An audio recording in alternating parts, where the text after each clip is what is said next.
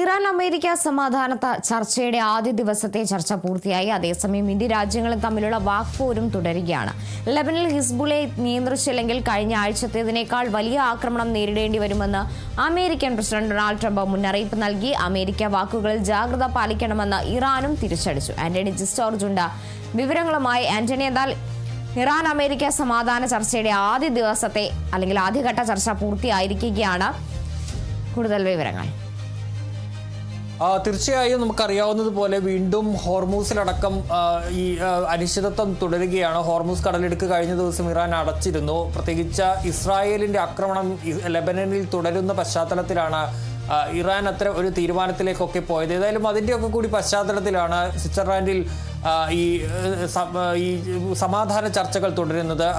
പാകിസ്ഥാന്റെയും ഖത്തറിന്റെയും മധ്യസ്ഥതയിലാണ് ചർച്ചകൾ നടക്കുന്നത്. അമേരിക്കയെ പ്രതിനിധീകരിച്ചുകൊണ്ട് പങ്കെടുക്കുന്നത് JD വാൻസ് ആണ്, വൈസ് പ്രസിഡന്റ്. അതുപോലെ തന്നെ ഇറാൻ പാർലമെന്റ് സ്പീക്കറാണ് ഇറാനെ പ്രതിനിധീകരിച്ച് പങ്കെടുക്കുകയും ചെയ്യുന്നത്. ഏതായാലും ഇന്നലെ ആദ്യഘട്ട ചർച്ചകൾ ഈ കരാറുമായി ബന്ധപ്പെട്ട് നടന്നു എന്നുള്ളതാണ്. അതിൽ ഹോർമൂസ് തുറക്കുന്നതും അടക്കമുള്ള കാര്യങ്ങൾ ചർച്ചയായി എന്നുള്ളതാണ് ഈ വൃത്തങ്ങൾ സൂചിപ്പിക്കുന്ന ഒരു കാര്യം എന്ന് പറയുന്നത്. ഏതായാലും ഈ ചർച്ചകൾക്കിടയിൽ കല്ലുകടിയായാണ് അമേരിക്കൻ പ്രസിഡന്റ് ഡൊണാൾഡ് ട്രംപിന്റെ ഒരു പ്രസ്താവന വന്നത്. അതായത് ഈ ഇസ്രായേലിലേക്ക് ആക്രമണം നടക്കുന്ന ഹിസ്ബുള്ളയെ നിയന്ത്രിച്ചില്ലെങ്കിൽ ശക്തമായ ആക്രമണം നേരിടേണ്ടി വരും, കനത്ത ആക്രമണം ഇറാൻ നേരിടേണ്ടി വരുമെന്നൊരു മുന്നറിയിപ്പ് അമേരിക്കൻ പ്രസിഡന്റ് നൽകി.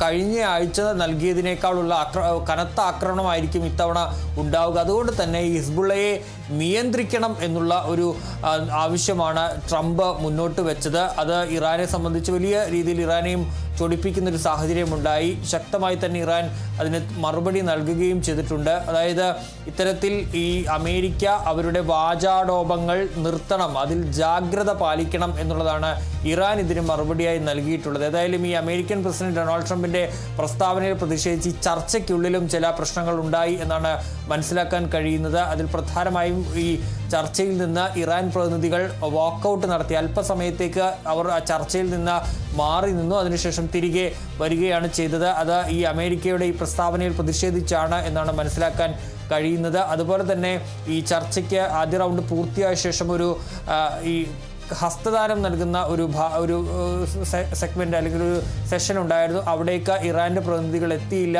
എന്നുള്ളതും ഏറ്റവും പ്രധാനപ്പെട്ട കാര്യമാണ്. അവിടെ JD വാൻസ് അമേരിക്കൻ പ്രതിനിധികൾ മാത്രമാണ് ആ ഭാഗത്തേക്ക് എത്തിയത്. ഇറാൻ അതിൽ നിന്ന് വിട്ടു നിൽക്കുകയും ചെയ്തു. ഇറാൻ ഇക്കാര്യത്തിൽ കൃത്യമായ അതൃപ്തി ഉണ്ട് എന്നുള്ളത് തന്നെയാണ് ഈ അവരുടെ ഈ പെരുമാറ്റങ്ങളിൽ നിന്ന് മനസ്സിലാക്കാൻ കഴിയുന്നത്. ഏതായാലും ഇനിയും അടുത്ത തല ചർച്ചകൾ സ്വിറ്റ്സർലാൻഡിൽ ഇന്നും തുടരുകയും ചെയ്യും. അതിൽ അടുത്ത് ഈ കരാറ്, അതായത് നേരത്തെ ഈ ഇറാനും അമേരിക്കയും തമ്മിൽ കഴിഞ്ഞ ദിവസങ്ങളിൽ ഒരു കരാറ് ഒപ്പുവെച്ചിട്ടുണ്ട്. ആ കരാറിന്മേലുള്ള ചർച്ചകളാണ് സ്വിറ്റ്സർലാൻഡിൽ പ്രധാനമായും നടക്കുന്നത്.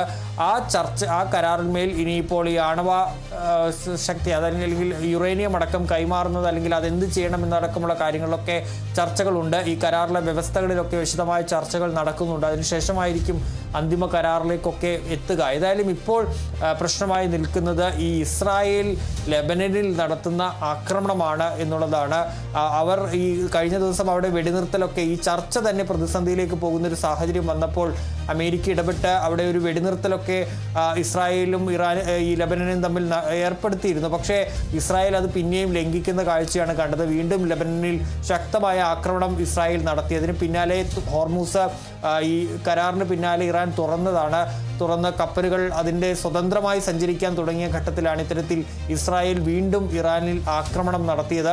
അങ്ങനെയാണ് വീണ്ടും ഹോർമൂസ് അടക്കുന്ന സാഹചര്യം ഉണ്ടായത്. ചർച്ചകളെ പോലും അത് വലിയ പ്രതിസന്ധിയിൽ, ഈ അമേരിക്ക ഇറാൻ ചർച്ചകളെ പോലും പ്രതിസന്ധിയിലാക്കുന്ന നിലയിലേക്ക് ഇസ്രായേലിൻ്റെ ഈ നിലപാട് വരികയും ചെയ്തു. ഏതായാലും ഈ ചർച്ചകൾ ഏതായാലും തുടരുകയാണ്. പ്രശ്നം ഈ അന്തിമ കരാറിലേക്ക് ഉടൻ തന്നെ എത്തിച്ചേരാൻ കഴിയുമെന്നുള്ള പ്രതീക്ഷയിൽ തന്നെയാണുള്ളത്. അതേസമയമാണ് ഈ ട്രംപ് ഇത്തരത്തിൽ പ്രകോപിപ്പിക്കുന്ന പ്രസ്താവനകൾ നടത്തുന്നതും അതിന് ഇറാന്റെ ഭാഗത്തു നിന്ന് ശക്തമായ തിരിച്ചടി ഉണ്ടാവുകയും ചെയ്യുന്നത്. ശരി, ആന്റണി ജിസ്റ്റോർജ് ആണ് വിവരങ്ങൾ നൽകിയത്.